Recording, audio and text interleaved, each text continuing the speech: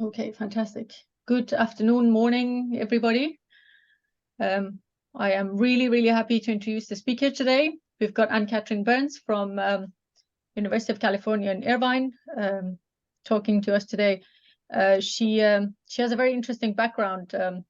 She's done her undergrad in College of William and Mary, working with Mark Scher, who's one of my collaborators. And then she's doing her PhD in UC Irvine, but she's also been a visiting researcher in UC Santa Barbara, working with Nathaniel Craig. So yeah, she's been working with really interesting people, and we've actually got a project together at the moment. So yeah, she's going to talk about a code that she has co-authored officially, but mostly authored. PRyMordial. Yeah, the virtual floor is yours. Thank you, Anne-Katherine. Awesome. Thank you so much for the introduction, Venus, and for the invitation. So like Venus said, my name is Anne-Katherine. I use she, her pronouns. I think Venus gave my sort of educational introduction, so no need to do that. But yes, today I'm going to be talking about PRyMordial, the BBN code that I have co-authored with collaborators over the past several years. This code is my baby, and I'm so happy that it is finally published. So let's see. There we go. Just to give a brief outline for this talk. So I know not everyone here does early universe cosmology. So first, I'm just going to talk about early universe cosmology generally, kind of give everyone the lay of the land. Then I'll talk about the physics of Big Bang nucleosynthesis, or BBN. Next, I'll talk about my code. And then finally, I'll wrap up the talk talking about one application, a paper that my collaborators and I published this spring in PRL, indications for a non-zero lepton asymmetry in the early universe. So I wrote this talk to be roughly 45 minutes so that there would be plenty of time for questions. So please interrupt me at any time. I would love to have this be collaborative and not just, me staring at my computer. So please interrupt anytime you have thoughts or questions. Okay, so the first 2 or 3 slides are going to be really basic for people who are familiar with early universe cosmology. So bear with me. But the most sort of basic high-level view of our understanding of the universe is that we believe the universe started with an event called the Big Bang. And at this time, we believe the universe was infinitely hot and dense. And we think that it has been cooling and expanding since that moment. So I like this cartoon from NASA. It's a little bit of an oversimplification in a couple ways that I'll talk about, but just to kind of give everyone the lay of the land as we're talking about these timelines. So in the very beginning, on the left of this timeline, we believe the universe went through a period of very rapid expansion called inflation. The particles that we are composed of, neutrons, protons, and electrons, were formed around 1 microsecond. First nuclei were formed around 3 minutes. That's what I'm mostly going to be talking about today. That is Big Bang nucleosynthesis. The first light happened at recombination at 380,000 years after the Big Bang. We get our first stars 200 million years after the Big Bang. We get galaxies and dark matter clustering around 400 million years. Dark energy becomes the dominant form of energy in the universe around 10 billion years after the Big Bang. And then finally today, we have Zoom seminars. We've all been through a pandemic 13.8 billion years after the Big Bang. Okay. All right, so one of the really key components of early universe cosmology research is understanding the evolution of energy densities over time. So breaking it down rather simply, we can think of energy density in the universe as being in 3 components. So we have radiation energy density, matter energy density, which includes both normal matter and dark matter, and we have dark energy density. Our universe can be thought of as existing in at least 3, but I'll keep it simple for now and say 3 time periods. The first being the radiation-dominated era. So if we look at this plot on the left, the x-axis is time since the Big Bang. The y-axis is our energy density, and you can see in blue, we have our radiation density. In red, we have the matter density, and in green, we have the dark energy density. So you can see all the way over on this blue left panel, the radiation density was the dominant form of energy density in the universe at this time. A lot of the physics that I care about happened during the radiation-dominated era, including Big Bang nucleosynthesis. And then around the time of recombination, around close to 380,000 years after the Big Bang, we get matter-radiation crossover. So matter density became the dominant form of energy in the universe. And then fairly recently in cosmological history, around 10 to the 10 years since the Big Bang, dark energy switched over to be the dominant component of energy density in the universe. And we believe that it is today. Okay, so I am technically a particle physicist, not an astrophysicist. So why should I care? Why should any particle physicist care about these very early times? So this may be obvious, but I think it's worth pointing out. The environments that we are studying in the very early universe are the same environments that we're studying in particle colliders. So much of the particle physics research effort is focused on collider observables, which is great and absolutely worthwhile. But I would argue that studying the early universe is just as worthwhile because we're really getting at the same physics. Now, seeing back to these early times is difficult. Like I mentioned, the first stars formed around 200 million years after the Big Bang, and the universe only became transparent around 380,000 years after the Big Bang. So the very earliest photons we can see don't allow us to reach back into very early times. So we have to get a little bit creative. Rather than just using powerful telescopes to look at photons, we have to think of other observables through which we can understand the early universe. So I'll talk about a couple. Of course, I'm going to discuss Big Bang nucleosynthesis. I'll also briefly touch on the cosmic microwave background and baryon acoustic oscillations. Both of these become relevant a little bit later when I'm going to talk about the paper that my collaborators and I released using PRyMordial. So I figured worth giving a high-level overview on those 3, but there are many other early universe observables as well. These are just sort of the 3 that are relevant to this talk today. Okay, so what is Big Bang nucleosynthesis? So this is the production of light elements, so hydrogen, helium, lithium, etc., in the very early universe. By studying it, we can determine the amount of radiation present at the time. Again, Big Bang nucleosynthesis was happening in the radiation-dominated era. So understanding the amount of radiation energy density and the way that that radiation energy density evolved is a key component of understanding Big Bang nucleosynthesis. And of course, we can also determine the primordial abundances of these light elements. So by primordial abundances, I just mean how much hydrogen, how much helium, etc. was produced at this time. And we're interested because by determining these 2 things, we can put constraints on new physics. There are amazingly small error bars on our observations, in particular for helium-4 and deuterium. So Big Bang nucleosynthesis is an excellent way to put constraints on the new physics that could possibly have existed in the early universe. All right, just to talk very briefly about the cosmic microwave background. So this is a background of low energy photons that originated from recombination. Recombination is absolutely a misnomer. This refers to the first time that electrons bonded to nuclei and the universe became transparent. So the I don't know who named it. I think it should just be called combination, but that's the name that we're stuck with.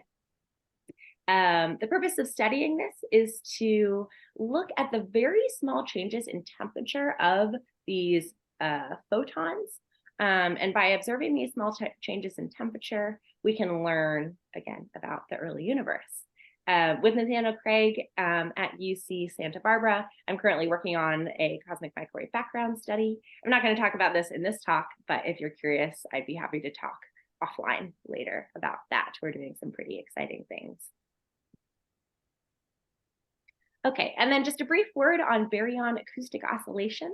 So baryon acoustic oscillations, or BAO, these are the results of gravity pulling matter together in the early universe, that matter heating up, and then there being an outwards pressure. So basically, just like, you know, your undergraduate mechanics class, there was an oscillation mechanism happening between these gravity and pressure forces that imprinted as wrinkles on the structure of matter in the universe. So we observe these wrinkles in large scale structure, looking at matter density fields. And by looking at these wrinkles or oscillations, we can determine the amount of neural matter, dark matter, and dark energy that existed in the early universe.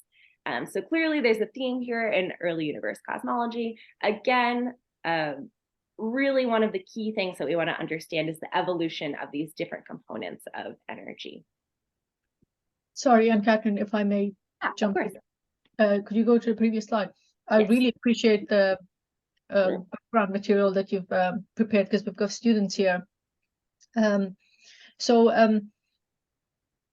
Yeah, when you're talking about baryon acoustic oscillations, you talk about the pressure that is basically from the sound waves that is working against gravity. So something we were working with some of our summer students here who are in the audience here. Hi, Eddie. Do you mind also talking about why the outward pressure of the photons is not as dominant here? Yeah, so let me think about that. I'm not an expert on baryon acoustic oscillations, but that pressure that we're talking about that's opposing gravity is really coming from the matter heating up. You know, it's just like the Bernoulli equation that you learn about in undergraduate fluid mechanics classes. So as that matter heats up, there's an outward pressure that's happening. There could also be photon pressure, but that's just less dominant in this scenario. Okay, thank you. Yeah, of course. Okay. Any other questions before I move on? That wraps up my little discussion of my sort of overview of early universe physics. So if there are any questions, I'd be happy to take them. Can I just ask a quick question? Of course. I mean, normal matter, dark matter, and dark energy are relevant to these oscillations. But how significant is the dark energy? Because I thought that didn't really play a very large dynamical role at these early times. Right, absolutely, yeah. So at the time of baryon acoustic oscillations, the dark energy density is certainly not dominant, but our measurements of these wrinkles on the matter density field is so precise that even though the dark energy density is not the dominant component of energy, we can still use BAO to get a handle on the amount of dark energy. Does that answer your question? Thanks. Great. All right, so switching gears slightly, we're going to dive a little bit more now into BBN, or Big Bang nucleosynthesis. Okay, so this little graphic here just sort of lays out the important physics associated with BBN, and then I'm going to talk more specifically about all of these things. So before BBN occurred, electrons, positrons, and photons, as well as neutrinos, were existing in a plasma, and the photons and neutrinos were coupled. This is this orange box over here. So these are at temperatures greater than about 1 MeV. And neutron to proton conversion was happening freely and regularly. So there are 3 conversion processes through which this was happening, all of them involving electrons, positrons, and neutrinos. And that involvement of neutrinos is going to come back later. So remember the fact that there are neutrinos participating in these reactions. At temperatures of about 1 MeV, two important things happened. So the neutrinos decoupled from the plasma. So the temperature of the neutrino bath and the photon bath was no longer the same. And the weak rates freeze out. So the proton to neutron ratio gets set. It's after a little bit of neutron beta decay that I'll talk about in the next slide. That ratio gets set at about 1 to 7. So 1 neutron for every 7 protons. And then at temperatures less than 1 MeV, nucleosynthesis occurs. So this happens through a series of reactions. And the primordial abundances of helium-4, deuterium, helium-3, lithium, etc., are determined. This is a wonderful slide. If you don't mind, I'm going to take a print screen. Oh, of course. Yeah, I can go back if you want. I'm also happy to share these slides. Fantastic. Thank you. Of course. Excellent. Okay. So just to zoom in a little bit on our timeline, I switched to talking about time here, just so everybody can kind of help get temperature and time coupled in their minds. Just to orient you here, so 1 second is about 1 MeV. So this is that middle box. But just to talk about the last slide in slightly more detail. So around 10 microseconds, we have the QCD phase transition. So protons and neutrons are formed from quarks. Then between 10 microseconds and 1 microsecond, we have that neutron to proton conversion happening. And then at 1 microsecond or 1 MeV, like I talked about on the last slide, this is when those reactions freeze out. And what I mean by freeze out is that the universe, the expansion of the universe dominated the production, the conversion of protons to neutrons. So at this time, around 1 second or 1 MeV, the ratio of neutrons to protons was about 1/6. As I briefly mentioned on the last slide, that continued to decrease just a little bit because of what is known as the deuterium bottleneck. So between 1 second and 10 seconds, 1 second is officially when BBN started. And it started with this reaction. So proton plus a neutron goes to deuterium plus a photon. However, of course, we're still dealing with a very hot and dense universe. And at this time, until about 10 seconds, the average photon energy was above the deuterium binding energy. So what this means is that this reaction is happening. So protons and neutrons are fusing into deuterium plus photons. But then pretty much as soon as it happens, a very energetic photon will find the deuterium, and the deuterium will photodisassociate back into that proton and neutron. And while this process is happening, neutrons are also decaying via beta decay. So the neutron to proton ratio decreases to about 1/7. So again, that's 1 neutron for every 7 protons. Around 10 seconds, the universe cools, the photon bath cools below the deuterium binding energy. And deuterium becomes stable and BBN proceeds. So the other reactions involving deuterium are allowed to happen. And then importantly, the majority of the neutrinos are going to end up in helium-4. So this will come back a little later, again, when I discuss an application of our code. But helium-4 is known to be an excellent measurement of that neutron to proton ratio because that's where the majority of the neutrons go. You said neutrinos, but clearly you meant neutrons. Oh, excuse me. Yes, I meant neutrons. Yes, sorry about that. Yeah, the neutrons are ending up in helium-4. I think. And all of these processes, sure, they are in your code. Sorry, can you say that one more time? So all of these processes. Oh yes, takes care of all of this. Yes, absolutely. All of this is built into the code. That is fantastic. Yeah. Okay. So this is just a little graphic to help us understand the essential nuclear reactions. So here we have neutron number on the top and atomic number in our rows. Neutron number is columns, atomic number is the rows. And it's a little bit busy, but these I spared you. I only included the 12 most essential nuclear reactions. There are about 430 that we can possibly study. However, if you calculate BBN only using these 12 reactions, you're going to get very, very close to the correct results, and you're going to be within 1 sigma of the observational error bars. So in our code, we have 2 options. I'll talk about this more later, but one of the options is just to use these 12 essential reactions. And of course, this picture is much less busy, only including the 12.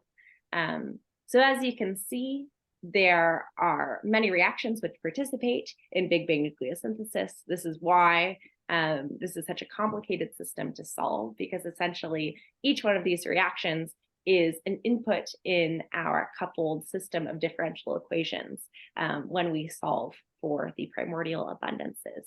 And as you can see on this graphic, there are lots of ways that all of these elements are interacting with each other during BBN. These are beautiful slides, Anne-Katherine. I think every one of them. Thank you so much. This is fantastic. Thank you. I appreciate that. I worked hard on them, so thank you. It shows. Okay, so to wrap up the physics of BBN section, I want to talk a little bit about the ways that some of these different elements are observed. So I am not an observational astrophysicist, so I'm happy to try to answer questions about these things, but we'll see how I do. But at least I understand a little bit and enough to explain to you all, at least at a high level. So during BBN, after all of the nuclear reactions occurs, we're going to get about 75% of what is produced is hydrogen or free protons. About a little less than 25% is helium-4. And then all of the other elements are significantly less than 1%. So deuterium is about 0.01%. And then once we get down to lithium-7, we're looking at about 10 to the minus 10%. So these are very small amounts of these light elements after helium-4. So helium-4 is the element that we know best. There's about a 1% precision on this for our observations. These are observed in what we call metal-poor galaxies. So astrophysicists call anything heavier than helium a metal. So what they mean by metal-poor galaxies is that these galaxies are predominantly made up of hydrogen and helium. In these galaxies, the interstellar gas is ionized by photons, and then that gas cools via a number of strong emission lines. So this is really a spectroscopic measurement. We're looking at those emission lines to get a handle on the amount of primordial helium-4. For the measurement of deuterium, astrophysicists look at hydrogen in distant gas clouds that are backlit by quasi-stellar objects. You can just think of them as young stars. And by looking at these hydrogen clouds, astrophysicists are able to probe extremely low metallicity environments. So again, environments with nothing heavier than helium in them. And then deuterium is observed as a weak absorption doublet of hydrogen, and it has a characteristic velocity offset. So that is how astrophysicists are able to distinguish deuterium, the absorption line from deuterium to other absorption lines. So again, this is a spectroscopic measurement happening just in a slightly different environment from these hydrogen clouds. And then finally, lithium-7. So lithium-7, there's quite a large error bar on the observation. There's about an 18% error bar, which sounds bad, but it's actually cool that we can get a handle on the amount of primordial lithium-7 at all. So this is observed in stellar atmospheres. The accurate estimation of the primordial abundances requires a really good understanding of these stars. This is a good time to mention that there has historically been in BBN research what is called the lithium problem. Some really smart people at the University of Illinois, a team led by Brian Fields, has in the past couple of years been working on this problem. And they believe that the lithium problem, which refers to the fact that historically our observations and our theoretical predictions for lithium-7 have not matched up. The team led by Brian Fields believes that this is just a problem of not understanding stars. Stars are complicated objects. I think their argument is quite good. It's still up for debate, but I personally buy it. So hopefully the lithium problem has been solved just through better understanding of stars. Does that mean that the observational density of lithium has changed a little by their analysis? Yes, that's right. Yeah, so our theoretical prediction is the same, but the observation, the value from the observation is different. That's right. Okay. Yeah. Any other questions about the physics of BBN before I move on? Do you possibly know if there are other solutions to the lithium problem? I'm guessing there'd be a lot of theoretical suggestions. Yes, yeah. So this is something that has been worked on by many people for a long time. There are lots of ways that you can think to tweak the amount of lithium. You know, for instance, you could modify your neutron to proton conversion rate and change that ratio of neutrons and protons. You could introduce some kind of leptogenesis scenario and modify, the way that the neutrino sector behaves. However, all of these solutions, it's tricky because helium and deuterium are known to such high precision. Both of those solutions that I just mentioned would significantly modify the theoretical prediction for the other elements as well. So up to this point, to my knowledge, there hasn't been a good theoretical solution to the lithium problem because of the way that all of the proposed solutions modify the other light elements. So it's easy to tweak the amount of lithium, but you pay a heavy price. Thank you. Yeah, of course. Okay. All right, so on to the purpose of this talk, the thing I've spent the last 4 years now of my life thinking about, our code PRyMordial. So the purpose of this code, this is a simulation code that simulates the evolution of light nuclear production in the first few minutes after the Big Bang. So all of the physics that I just talked about is encoded in our code. It's written in Python, and we really wrote it to be very user-friendly. So we calculate several quantities with the code. The first is N effective. N effective is a value that parameterizes the amount of radiation density present in the early universe. So N effective, when I say N effective, you should think radiation density. And of course, we also calculate the abundances of our light elements. So helium-4, deuterium, helium-3, tritium, lithium-7. And we include many corrections to the physics. The physics of BBN is, of course, complicated. I've kind of outlined in the previous section sort of the simplified version, but there are many relevant corrections, including QED plasma effects, correction to the neutron lifetime, incomplete neutrino decoupling, and more. May I ask, what is the reason behind the spelling of PRyMordial the way you have? Oh, so great question. We were brainstorming names for the code. We came up with lots of silly ones. PRyMordial, we decided because it's written in Python. So the Y for Python. Yes. And the weird capitalization, I am not a coding expert, but apparently this is a thing that you do for Python codes. So we followed suit. Okay, so why PRyMordial?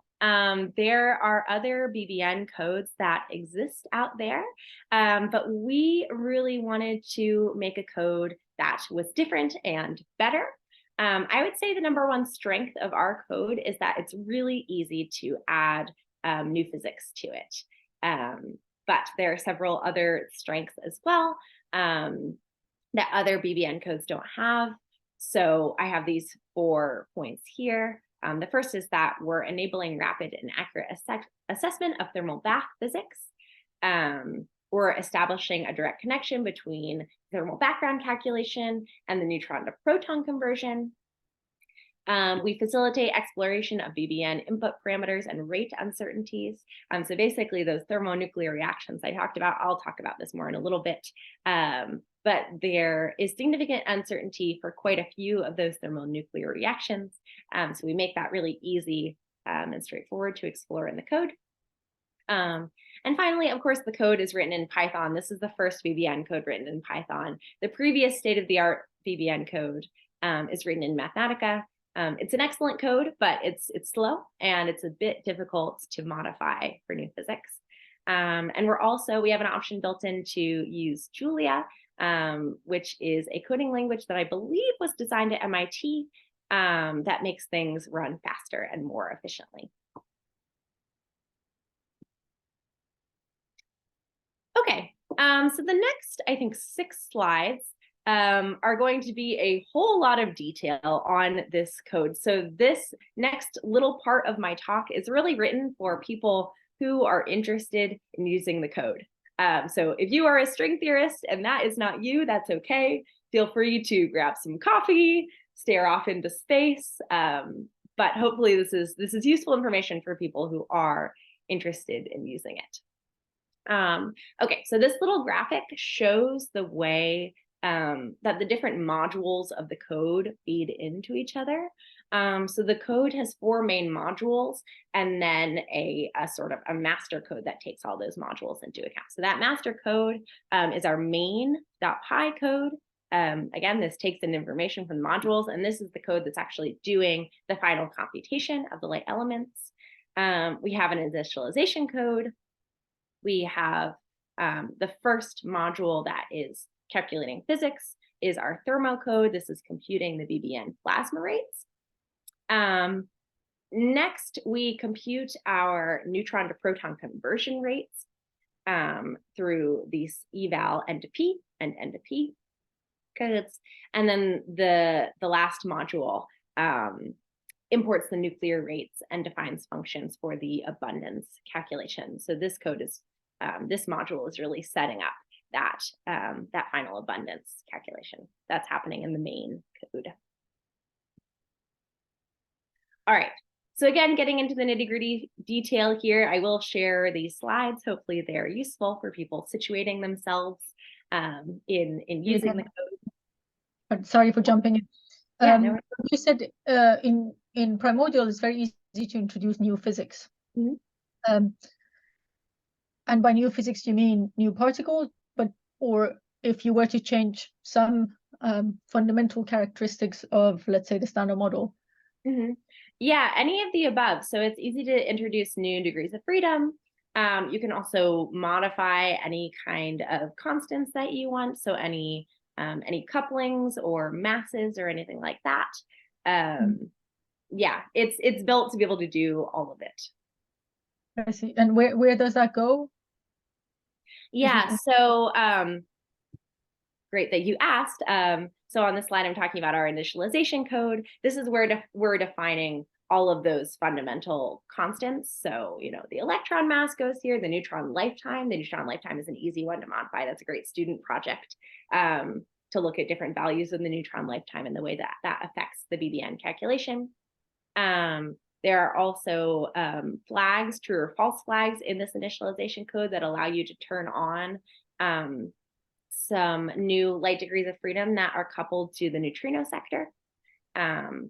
So starting with the initialization code, this is an easy way to do some modification of fundamental constants, and also if you choose to use our chosen new physics flag, that's there too. There's other places also that I'll talk about a little bit more, but yeah. So I'm looking at your temperature, 10 to the 11 Kelvin. That's around 80 MeV. So you have creation and annihilation of electron-positron pairs. Yes. Is that included in your? Okay. Yeah, so that's in our thermo code that I'll talk about next. But yes, we do. We calculate those plasma dynamics. Yeah. Okay, so you're using full QED. Okay. Yeah. Any other questions before I move on? Okay. So I think I already discussed everything that's on this slide. But yes, like Denjo pointed out, we're also defining our key temperature eras here. So we have 10 to the 11 Kelvin, which corresponds to about 10 microseconds or 8 MeV or so, 10 to the 10 Kelvin, and then we go all the way down to 6 times 10 to the 7 Kelvin, which is when BBN ends. Okay, so in our thermo code, like I just mentioned, we're setting up the Boltzmann equations to calculate the electron-photon plasma dynamics. And we are assuming thermal distributions for these species, but we're also including several corrections. We're including one-loop QED corrections, as well as non-instantaneous decoupling effects for the neutrino sector. So the neutrinos did not decouple from the photon bath instantaneously. Long story short, due to electron-positron annihilation, their electron-positron annihilation led to a slight reheating of the neutrino bath at these important times around 1 MeV when the neutrinos were decoupling. So neutrino decoupling is a bit more complicated than just the temperatures of the photons and neutrinos diverging instantaneously. Sorry, Anne-Katherine, you mentioned you include one-loop QED. I'm wondering how much change would including two-loop QED involve in? Yes. I mean, how much of an error are you making? It strikes me that it's not insignificant. Yeah, so that's something that we talk about in our paper, that in a next evolution of the code, it would be great to include two-loop effects. I don't have the exact number for you, but I think you're right that it's not going to change our final predictions significantly. Yeah. But you might have an error. You might have an estimate of it could be responsible for a significant part of the error that you. Sure. Yes. And you don't have it. And that's something that we talk about in our paper. I can point you to that. Okay. All right. Like, but sure. I don't have an exact number for how that's going to affect the error, but I think you're right that it will. Yeah. We're hoping in a next evolution of the code to include those two-loop effects. And if there are any students in the audience who want to get on board this project, I think that would be a great PhD student project or master's student. So just to continue on with the loops, how would thermal loops affect this? Is the temperature just too small for that to matter?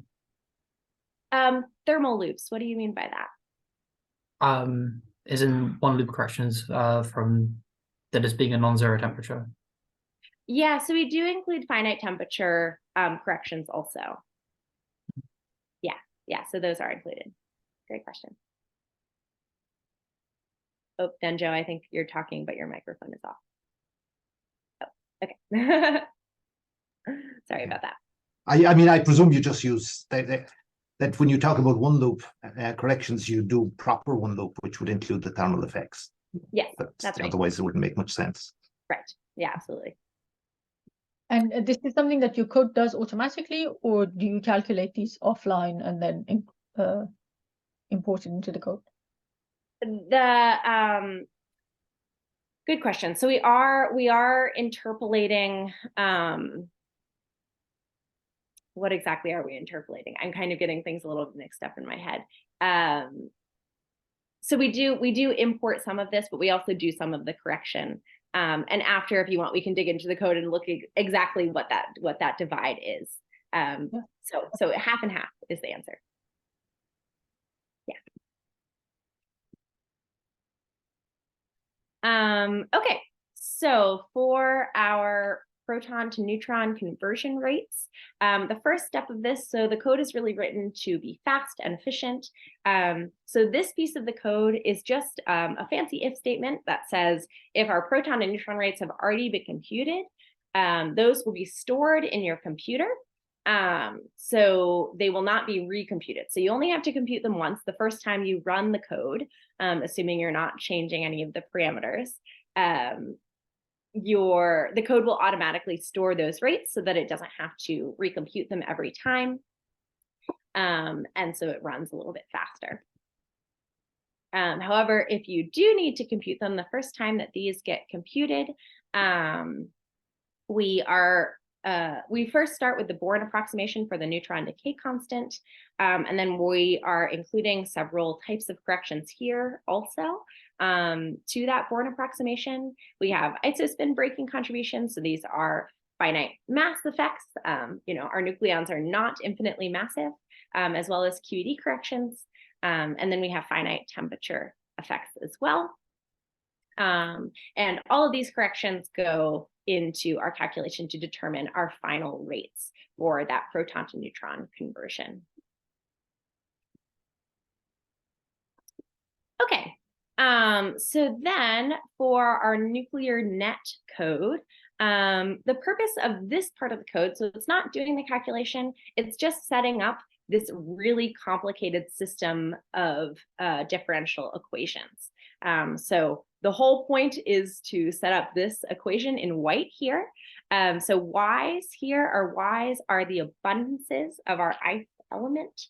And as you can see, this is Y dot. So this is the time derivative of those abundances. So the way the abundances of the different elements are evolving over time.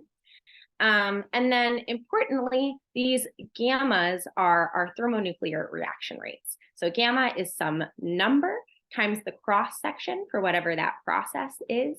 In this case, we have J1 to Q goes to I1 to IP, or I1 to IP goes to J1 to JQ. So for instance, that deuterium reaction we were talking about, in that case, we would have P plus N goes to deuterium plus a photon.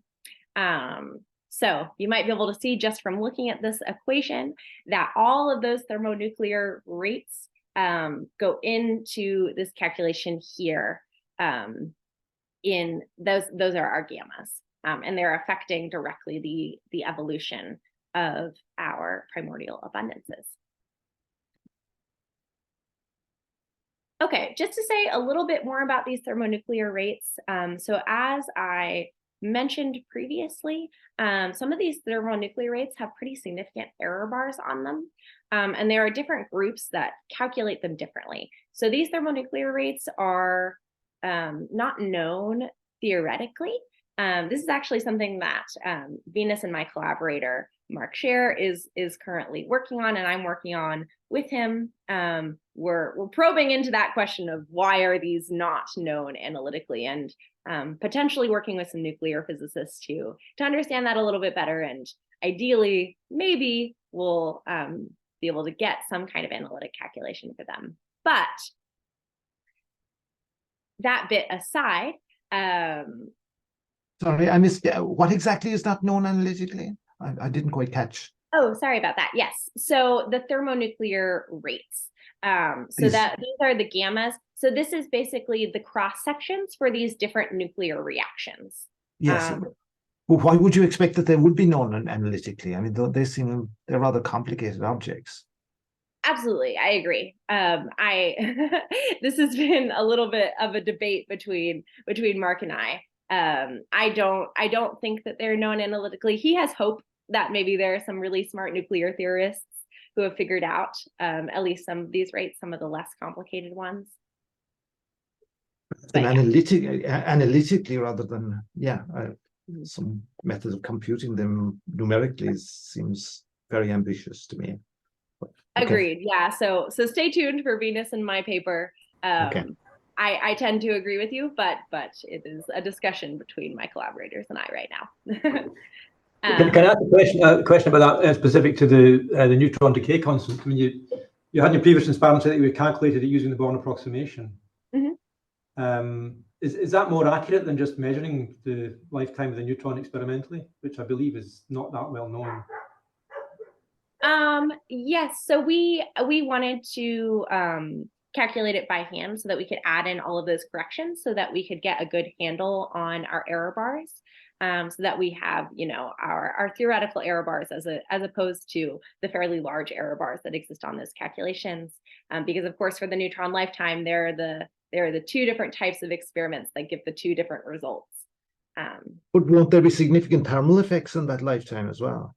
So you won't get much information from it.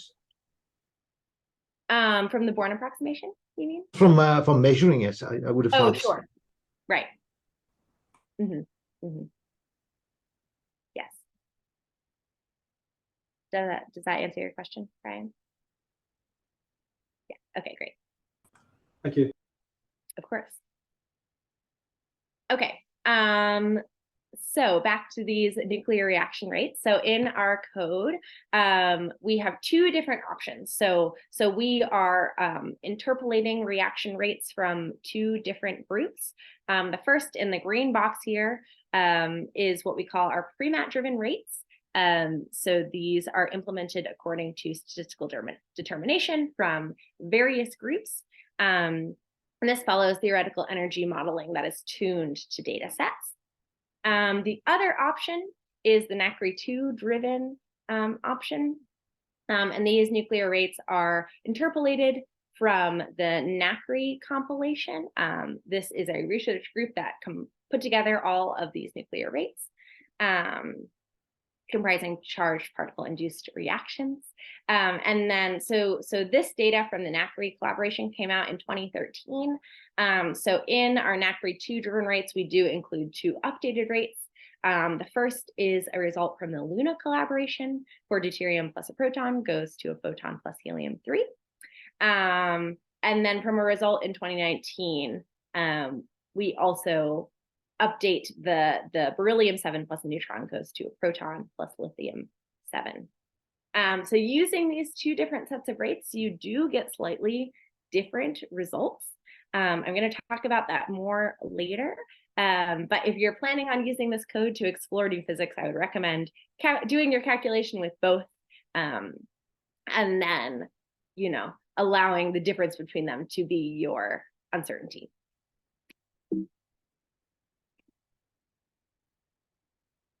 Okay, so final couple of slides about the nitty-gritty details of the code, and then I promise I'll go back to more high-level physics things. So our main section of the code has three parts. The first is calculating the thermodynamics of the plasma. So we are calculating the total density and pressure of the bath. We're calculating an effective, again, an effective parameterizes the amount of radiation density present at the time. We're calculating the neutrino temperature and the plasma temperature. And our final output is the temperature as a function of time, the time as a function of temperature, and again, an effective. Okay. The second part is the cosmological background and radiation domination. So here we're defining the plasma energy and the Hubble rate. We are computing the scale factor A of T. We're defining our temperature eras and importing those NP rates, as well as the nuclear rates from the nuclear net module. All right, and then finally, we are doing our primordial abundance calculation. So this essentially involves solving that system of coupled differential equations. This is really kind of, there are lots of reasons that BBN codes are complicated, but this is one of the main places that this is complicated, that that system of coupled differential equations has many parts and many inputs, and here is where we are solving it. And we plot the results at the end. Okay.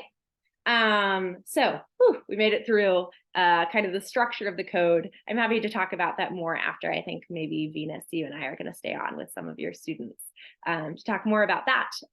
But again, I'm happy to share those slides for anyone interested. Hopefully that gave you just some idea. Just to clarify, all of these couple differential equations are first order, and they're just first order in time. They're what in time? Sorry. They're just first order. Sorry, I didn't understand you. First order, one derivative in time. Oh, yes. Yeah, absolutely. Just a single time derivative. That's right. Yeah, and you don't include any spatial inhomogeneity. No. Just to be clear. Okay. Right. Yeah, absolutely. Yeah. So it's complicated. It could be more complicated. I don't think there's anyone who's attempted to do a BVN calculation without spatial homogeneity. That would be hard. Yes. Yeah, good question. Any other questions? Okay. So what can PRyMordial be used for? We talked about this a little bit ago. Thanks, Venus, for the good question. So again, we built this code really to make it easy to modify, to put in lots of types of new physics scenarios. So new physics scenarios that are really easy to implement in the code are adding in new light degrees of freedom, changing interaction strengths, scaling the nuclear rates with lambda QCD. That's actually something that I'm working on with Venus and Mark right now. Changing standard model Yukawa interactions, and lots more. The universe is your oyster. There are lots and lots of inputs for this code, and it's easy to think of new and interesting ways that you can change it, run the code, and see how the primordial abundances evolve as a result. That could be used as a perfect catchphrase. If the universe gives you lemons, then it perfectly goes with the oyster. There you go. True. I like that. I'll have to workshop that a little bit. Yeah. Okay. Any questions about primordial before I move on to an application? How am I doing on time here?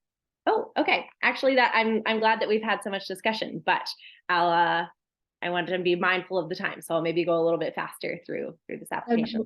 Don't worry. This is a research institute. None of us have teaching, so yeah. Okay. As long as you have energy. Okay, great. All right. I won't speed through so much then. Perfect. Okay, so now I'm going to talk about a paper that we published in PRL in the spring, indications for a non-zero lepton asymmetry. We, of course, used PRyMordial to do all these calculations, so this is just an example of what you can do with the code. Okay. So in 2021, the Subaru survey released new data on helium-4. Just to point out immediately, for some reason, the abundance of helium-4 is labeled YP. I'm not sure why this is. I'm sure there's some historical reason, but I don't know it. I should look that up probably for future talks, but helium-4 is YP. So when you see YP, think helium-4.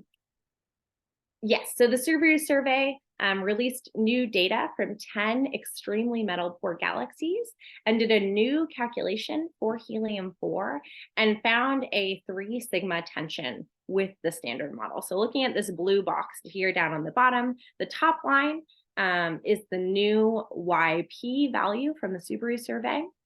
So that 23.79, the way that you can interpret that is that they're saying that 23.79% of the light elements produced during BBN were helium-4 nuclei. The previously accepted observed value, which is still quoted in the PDG, is 0.245%.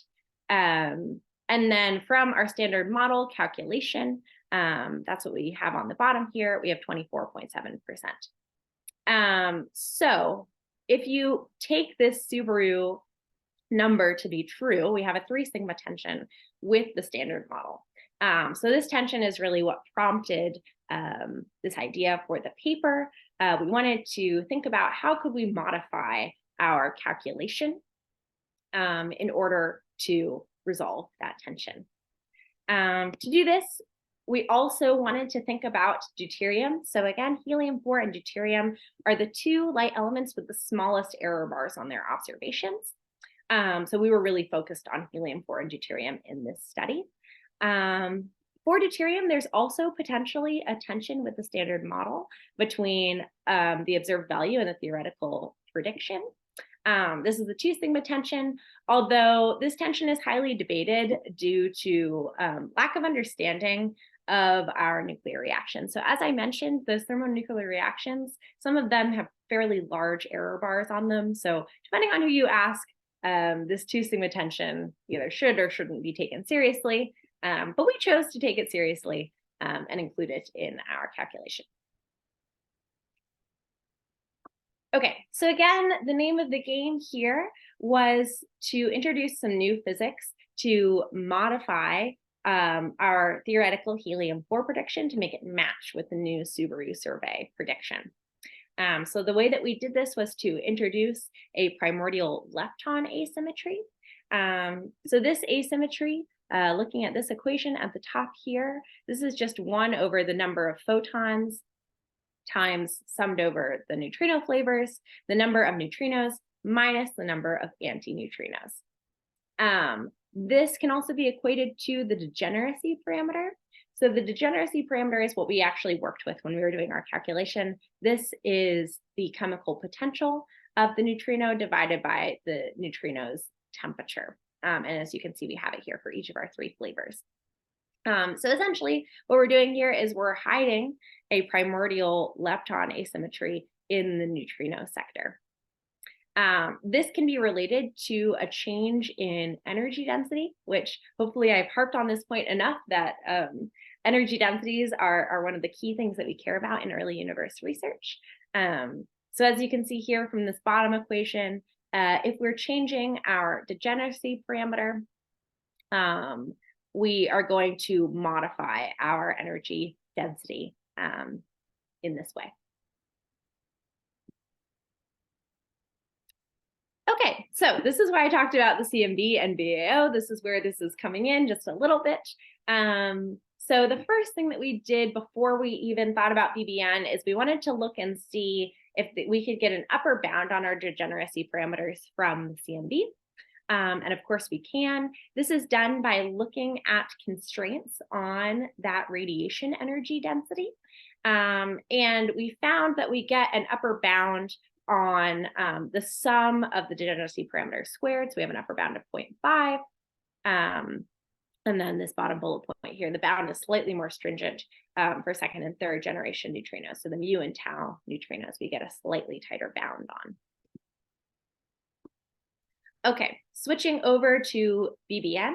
So BBN gives a stronger constraint on the electron neutrino asymmetry because of its participation in the weak rate. So if you remember back to the beginning of the talk, there are 3 key reactions that are changing neutrons to protons and vice versa. And all of those include either electron neutrinos or anti-electron neutrinos. By changing the degeneracy parameter for the electron neutrino, we directly modify the neutron to proton ratio, which of course is very well known. That's the ratio that I was talking about. That's about 1 to 7. So this equation here in white shows the way that our electron neutrino degeneracy parameter is affecting our neutron to proton ratio. And if you remember, the majority of the neutrons, not neutrinos, are going into helium-4. So helium-4 is a great way of getting a handle on the neutron to proton ratio, which thereby allows us to put constraints on that degeneracy parameter. So the story is a little bit complicated here, but hopefully everybody's sort of following the logic. Okay, so here are our results. So we did a Bayesian analysis of early universe data, and these are our best fit parameters from our MCMC chains. So just to kind of give you the lay of the land on this plot, so the x-axis here is delta N effective, and this is the change in the amount of radiation density. The y-axis is our neutrino degeneracy parameter. This is the sum of our 3 flavors. And then the red and blue, so these are the thermonuclear reaction rates I was mentioning. I know I've given you so much information here, but if you remember from a couple slides ago, we have our pre-mat-driven and our NACRI-driven reaction rates. The pre-mat-driven are in blue, the NACRI-driven are in red. So as you can see, you do get slightly different results in this analysis. So the important thing here, lambda CDM, this is our sort of essentially the standard model of cosmology. Lambda CDM is dark energy plus cold dark matter. The Lambda CDM model tells us that N effective should, delta N effective should be 0, and the degeneracy parameter should be 0. And our results, both for the PRyMat driven and the NACRI driven to 1 sigma, are consistent with having no shift in N effective. So we get a delta N effective of 0 within 1 sigma. However, within 1 sigma, we do, for both the PRyMat driven and the NACRI driven, get a shift in our neutrino degeneracy parameter. So we are seeing a difference in the number of neutrinos and antineutrinos.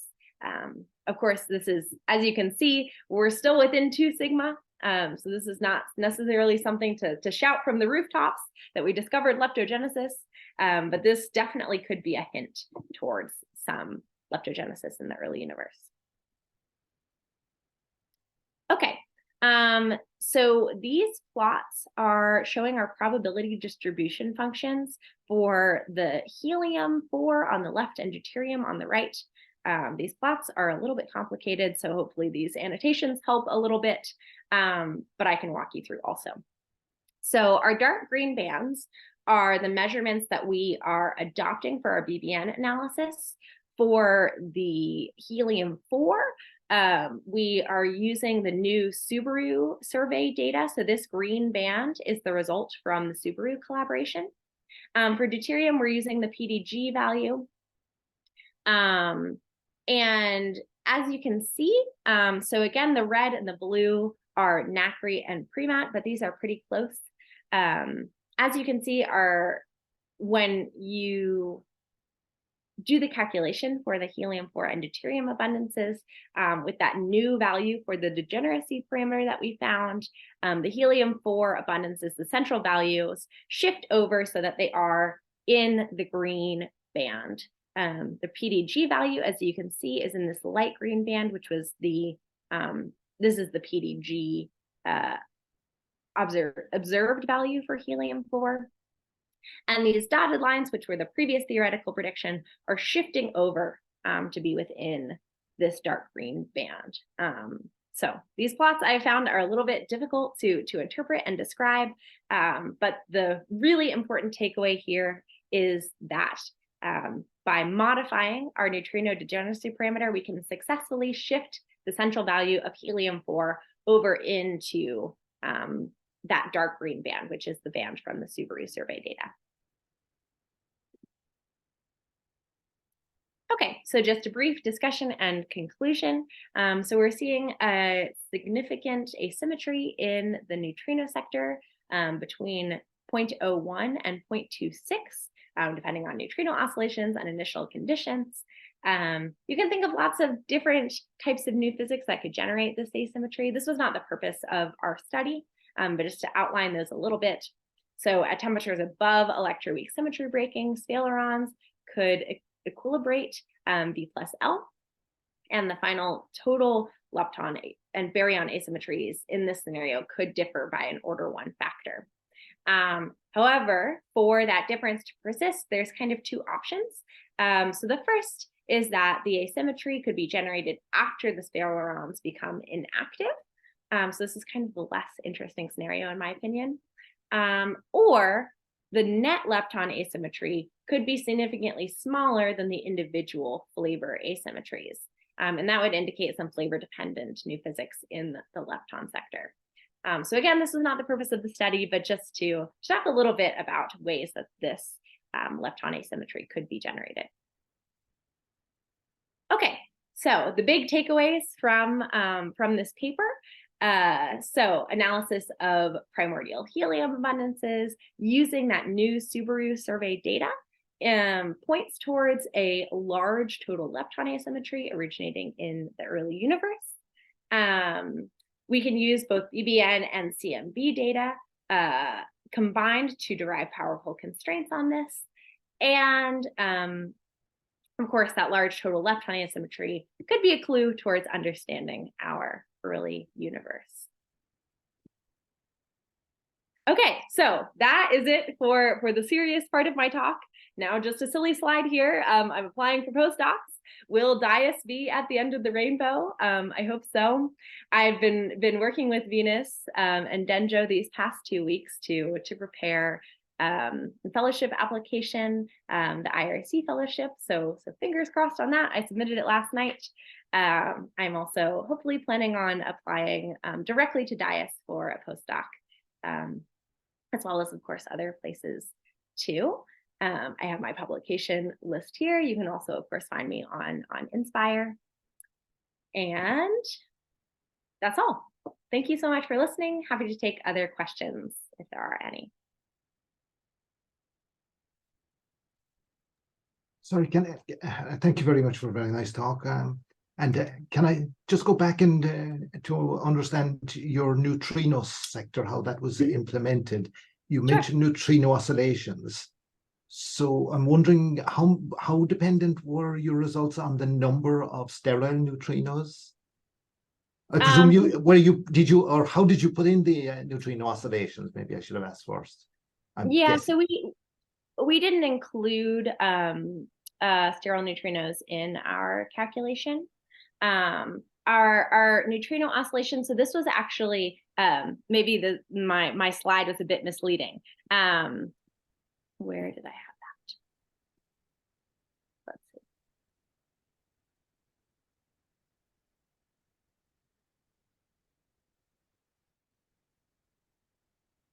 So we don't actually include neutrino oscillations in our calculation. I lost where I put that. But what I'm saying is that if you did include neutrino calculations, that would be a way to be a little bit more careful about this calculation.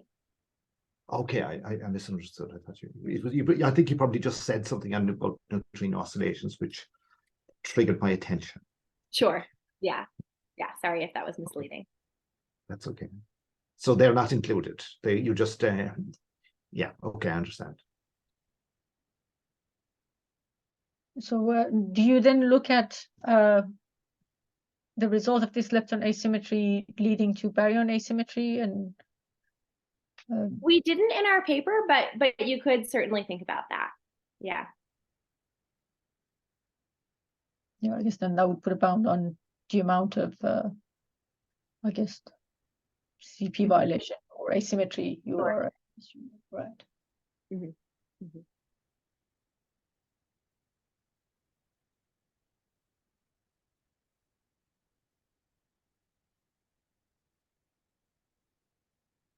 Yeah, very nice talk. I'm gonna ask plenty of questions. I'm gonna let other people ask questions if they have any.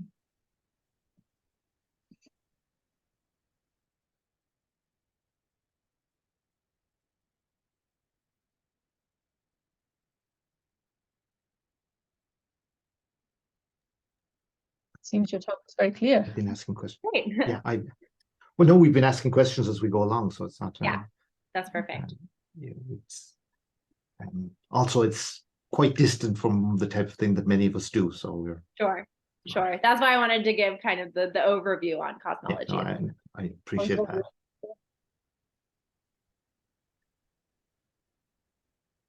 So I think you're going to. Maybe I will stop the recording at this point. That's probably, and thank you. We can thank Anne-Katherine again for a nice seminar, and stop the recording, and things can be less formal at that point.